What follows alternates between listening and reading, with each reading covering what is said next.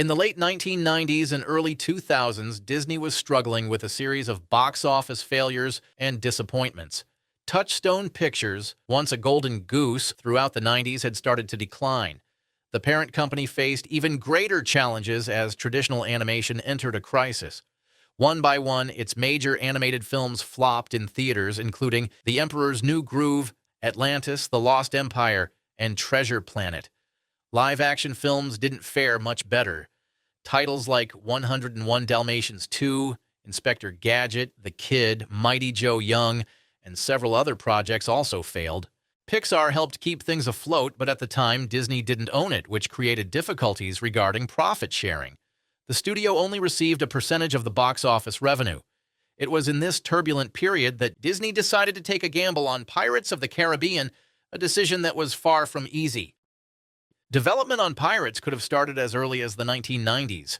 At the time, Steven Spielberg showed great interest in the project. He wanted to direct the film, with Bill Murray and Robin Williams in the lead roles.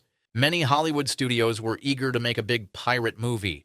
Warner Brothers and Disney were both working on Captain Blood, but producers Mario Kassar and Andrew Wajna were the first to act, releasing Cutthroat Island.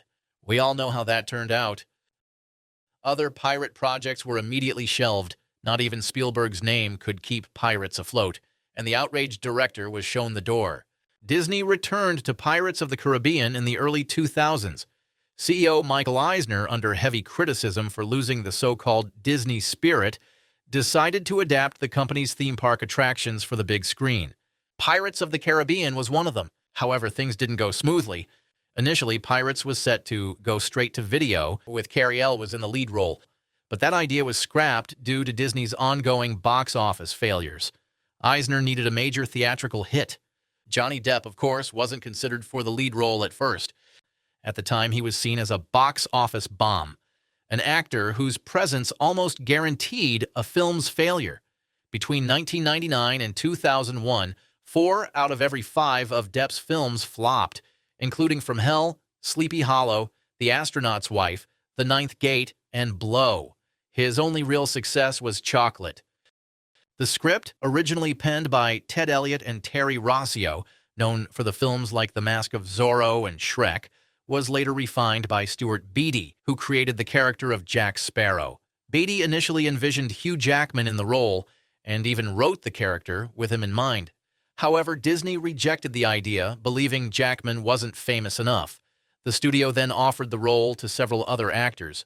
One name that often comes up is Robert De Niro.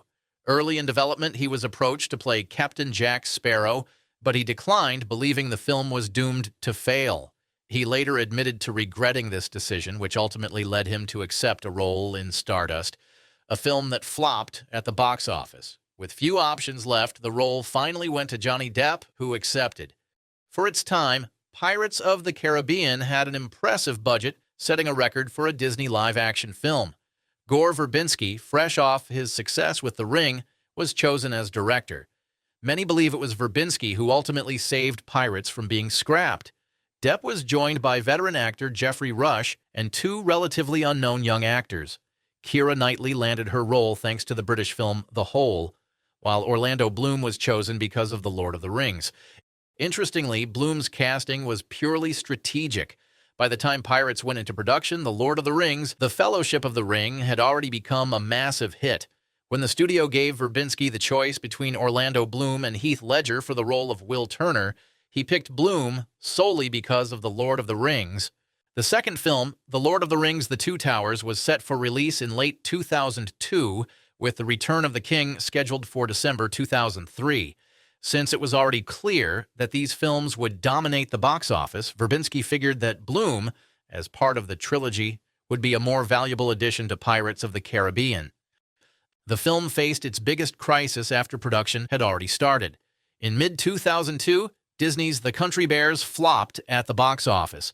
The film was also based on a theme park attraction, sending CEO Michael Eisner into a panic. A $35 million flop was one thing, but a $140 million disaster? That was something else entirely. Eisner demanded that production on Pirates be shut down. However, Gore Verbinski ignored the order. When Eisner arrived on set to confront him, He was so impressed by the massive sets and concept art that he changed his mind and allowed the project to continue. Although Johnny Depp is often credited with creating the unforgettable Jack Sparrow, many of his original ideas were rejected by the studio. Had he been given full creative control, Sparrow would have been noseless, terrified of fire, and prone to jumping out of windows at the sound of a sneeze. While some of these quirks could have worked, a noseless Jack Sparrow would have drastically changed the character's image. The script also evolved during production. Originally, Orlando Bloom's character was supposed to be the best swordsman in the film, with Barbossa and Norrington slightly below him, and Jack Sparrow being utterly incompetent with a sword. In his duel with Bloom, Depp's character was supposed to defend himself with whatever he could find, including a donkey wandering around. However, since filming began with the cave scene, no one enjoyed watching Depp constantly running away from Barbossa in the dark. As a result, Captain Jack Sparrow was given some actual sword-fighting skills. The atmosphere on set was far from ideal. Zoe Saldana later revealed that she considered quitting acting after working on this film. According to her, actors who weren't part of the main cast were treated terribly, shown no respect, and made to feel like lesser beings. The entire technical crew faced the same treatment. However, Saldana holds no grudges, saying this is typical in Hollywood. Pirates of the Caribbean premiered in July 2003, opening on the same day as The League of Extraordinary Gentlemen. Yes, Pirates was the reason The League underperformed and its sequel was canceled. It's hard to say exactly how much Pirates of the Caribbean hurt Sean Connery's film, but The League could have easily made an extra $30 to $40 million if it hadn't faced such a formidable competitor. And since its box office numbers weren't terrible, that extra boost might have been enough for the studio to greenlight a sequel. Pirates of the Caribbean also impacted the release of Bad Boys 2. That probably didn't sit well with Pirates producer Jerry Bruckheimer, who also produced Bad Boys. However, Sony, the studio behind the action comedy, didn't see Pirates as a threat to its R-rated film starring Will Smith and chose not to change the release date. As a result, Bad Boys 2 hit theaters just 1 week after Pirates of the Caribbean. Some might argue that Pirates also sank the sequel to Lara Croft Tomb Raider, which was released around the same time. But realistically, the only thing that could have saved that film was an entirely empty release schedule, and even then, there's a good chance no one would have gone to see it. Initially seen as a dark horse with little chance of success, Pirates of the Caribbean went on to gross $654 million worldwide on a $140 million budget. At the time, industry analysts expected Master and Commander with Russell Crowe to dominate the box office while Pirates floundered. Instead, the opposite happened. Pirates of the Caribbean became the first film in Disney's history to be released in theaters with a PG-13 rating. Had the studio insisted on its usual PG rating, the film would have been forced to remove the undead, and no one would have been allowed to be stabbed on screen. The final shot at Jeffrey Rush's character would have happened off-screen, or more likely, he would have simply been thrown into a pit, falling with a dramatic scream. It's hard to say now how much this would have affected the film, but if anyone dislikes Disney's films, such as Aladdin, Maleficent, or Beauty and the Beast, just remember that their childish PG ratings severely limit what filmmakers can do. Now back to Pirates. Today, the average marketing costs for high-budget films are around $100 million. In 2003, they were likely lower, but let's assume the worst-case scenario for Pirates.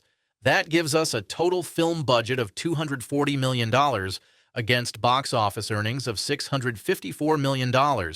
Theaters typically take around 50% of box office revenue, meaning Disney would have received approximately $327 million. Even with an inflated marketing budget, Disney would have still made $87 million. In reality, the actual profit was likely well over $100 million. In any case, after the film grossed $87 million in 2003, video and DVD sales came into play. Exact figures are difficult to determine now, but we do know that Pirates of the Caribbean set a record in its first week of home video sales, selling 11 million copies. This generated approximately $240 million in just 1 week. Not all of that money went directly to Disney, but even in 2006, 3 years after its release, the studio was still earning $50 million annually just from DVD sales of the first Pirates of the Caribbean. The total amount including TV rights and merchandise sales, is unknown, but some estimates suggest it exceeded $1 billion. The film made almost everyone involved a star. Johnny Depp became a top-tier Hollywood actor. Before Pirates, he was earning $3 to $4 million per film, but after its success, his salary jumped to $15 to $20 million. For the sequels, he was paid $50 to $60 million per film. Keira Knightley and Orlando Bloom's careers also skyrocketed. Studios even attempted to turn Bloom into a leading man, but every film in which he played the main role flopped at the box office, including Kingdom of Heaven, Haven, and Elizabethtown. His roles in these films earned him $2 to $3 million each. The only exception was Troy, but even that didn't live up to the studio's expectations. And even if it had, Bloom wouldn't have been credited with its success. Keira Knightley's situation was similar. She was immediately flooded with offers and began earning $2 to $3 million per role. However, the films she chose after Pirates, such as The Jacket, King Arthur, and Domino, all failed to connect with audiences and resulted in financial losses for the studios. Producer Jerry Bruckheimer and director Gore Verbinski, on the other hand, became two of the most powerful figures in Hollywood. Bruckheimer had no trouble securing funding for any of his projects, while Verbinski easily found studios willing to back his films, including the big-budget animated film Rango. Interestingly, Bruckheimer also failed with King Arthur, but unlike Knightley, he had another major hit with National Treasure. Ironically, in 2013, Bruckheimer, Verbinski, and Depp teamed up again for another film, The Lone Ranger. Its massive box office failure damaged all three of their careers, but Bruckheimer and Verbinski suffered the most. Afterward, Verbinski only directed one small film, while Bruckheimer went through a series of flops. The one thing that saved him was the unexpected success of Bad Boys for Life in early 2020. Given the success of the first Pirates of the Caribbean, it's no surprise that Disney is unwilling to let go of the franchise and continues to exploit it, even if it moves forward without Johnny Depp. Maybe that's for the best. At least this way, it might finally come to an end. As of today, the Pirates of the Caribbean franchise ranks 12th in profitability among Hollywood's most successful film franchises. Thanks for watching, and stay tuned.